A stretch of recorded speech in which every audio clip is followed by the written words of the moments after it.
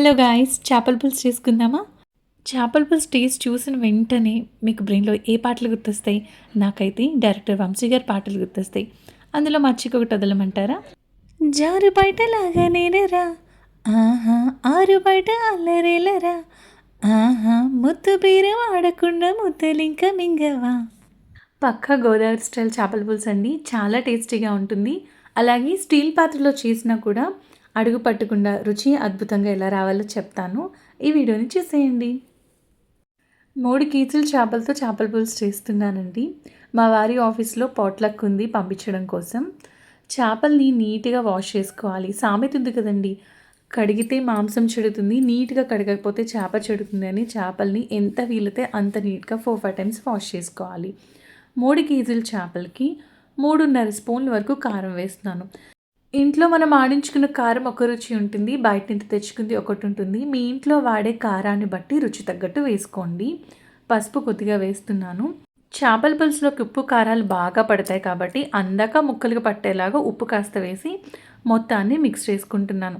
అసలు కొంచెం కూడా మొహమాట పడకుండా చేత్తో చేపలనైనా మాంసానైనా చేత్తో మంచిగా మిక్స్ చేసుకుంటే చేప ముక్కలకి ఉప్పు కారాలు బాగా పట్టి పులుసులో రుచి బాగుంటుంది.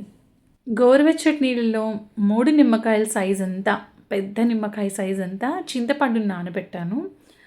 అలాగే ఇందులోకి చింతపండుతో పాటు మామిడికాయ పులుపు కూడా యాడ్ చేస్తున్నాను. మామిడికాయలు పుల్లగా ఉన్న మామిడికాయలు అయితే 2 మామిడికాయలు పడ్డాయండి. చేపల పులుసులోకి మీకు వంకాయ ముక్కలు ఇష్టమా? బెండకాయ ముక్కలు ఇష్టమా? బెండకాయ ముక్కలైతే చేపల పులుసులో చేప ముక్క రుచి కన్నా బెండకాయ ముక్క రుచి ఇంకా అద్భుతంగా ఉంటుందండి. 10 వరకు బెండకాయలు వేస్తున్నాను. చేపల పులుసులో బెండకాయ ముక్కలు, పచ్చిమిర్చి ముక్కలు మాత్రం రుచి చాలా బాగుంటుంది.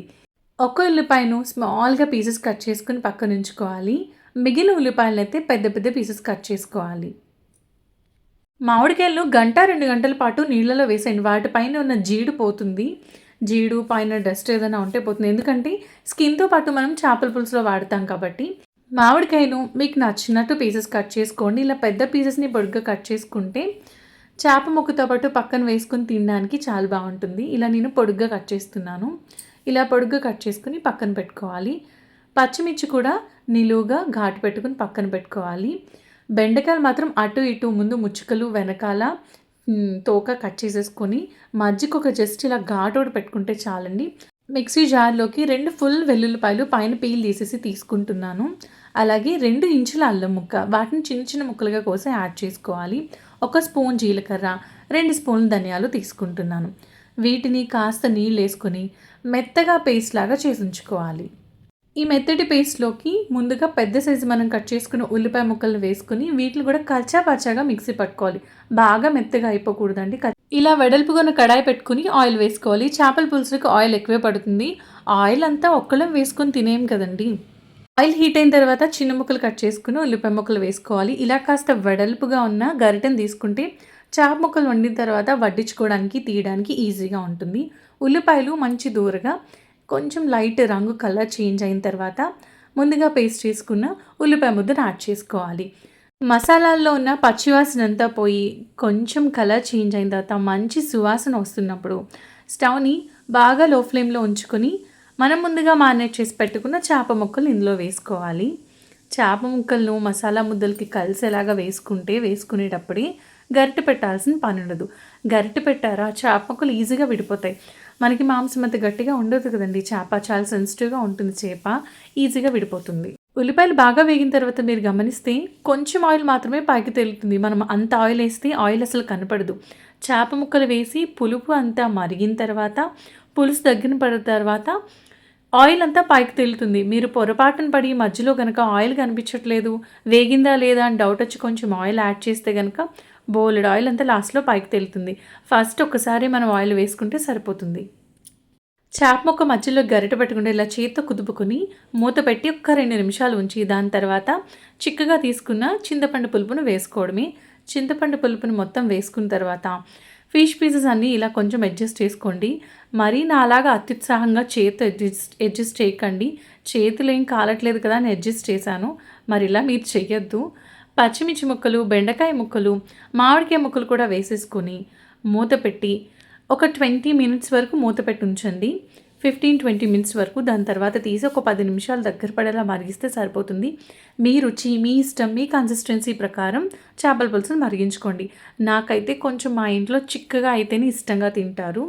అలా దగ్గర పడిన తర్వాత చిక్కగా అయితే రైస్లోకి బాగుంటుంది, కొంచెం పలుచగా ఉన్నప్పుడు రాగి సంకట్లోకి బాగుంటుంది. చూసారా, గుమగుమలాడే చేపల పులుసు రెడీ అయిపోయింది. నేను మధ్యలో ఒకసారి మాత్రం టేస్ట్ చూసి ఉప్పును యాడ్ చేశానండి. ఆ క్లిప్ మిస్ అయింది. కారం అయితే పర్ఫెక్ట్గా సరిపోయింది. మీరు మీ టేస్ట్కి తగ్గట్టుగా ఉప్పు కారాలు అడ్జస్ట్ చేసుకోండి. ఫస్ట్ ఒకవేళ తక్కువైనా పర్వాలేదు, చేపల పులుసు మరుగుతున్నప్పుడు మనం వేసుకోవచ్చు. ఆ టైంలో కూడా మంచిగా పడుతుంది. ముక్కు చూసారా ఎంత బాగుందో, చూడడానికి అసలు విడిపోకుండా చాలా టేస్టీగా వచ్చింది. పులుపు ఎక్కువ మరీ పల్చగా వేయద్దు, అలానే పులుసు మరి ఎక్కువసేపు మరిగించినా ముక్క విడిపోతుంది. గరిటె పెట్టి ఎక్కువ కలిపినా ముక్క విడిపోతుంది. పైన కొత్తిమీర, సన్నగా తరిగిన కొత్తిమీర చల్లుకొని స్టవ్ ఆఫ్ చేసేస్తే ఇలా చల్లారిన తర్వాత పులుసు కొంచెం చిక్కబడి ఇంకా బాగుంటుందండి. చేపల పులుసు వేడివేడిగా తినడం కన్నా నెక్స్ట్ డే మార్నింగ్ కానీ లేదా పొద్దున్న చేసి నైట్ ఆ టైంలో తింటే చాలా టేస్టీగా ఉంటుంది. చల్లారిన తర్వాత చేపల పులుసు బాగుంటుంది. రాగి సంగటి రైస్లోకి చాలా టేస్టీగా ఉంటుంది. బెండకాయ ముక్కలు, పచ్చిమిర్చి మాత్రం ట్రై చేసి చూడండి. పులుసుతో పాటు తింటున్నప్పుడు రుచి అద్భుతంగా ఉంటుంది. టొమాటో లేకపోవడం నేను స్కిప్ చేశాను, మీరు ఉంటే అవి కూడా వేయండి. చేపల పులుసు ఒక్కొక్కరి ఇంట్లో ఒక్కొక్క విధంగా చేస్తారు. మా ఇంట్లో ఇలా చేస్తారండి. మీ ఇంట్లో చేపల పులుసు ఎలా చేస్తారు? దాన్ని నాతో కమెంట్ సెక్షన్లో తెలియచేయండి. ఈ వీడియో మీకు నచ్చిందా? లాస్ట్ వరకు చూస్తుంటే మీకు వీడియో నచ్చే ఉంటుంది. నచ్చితే ప్లీజ్ అండి like, share and subscribe. Thank you so much for watching.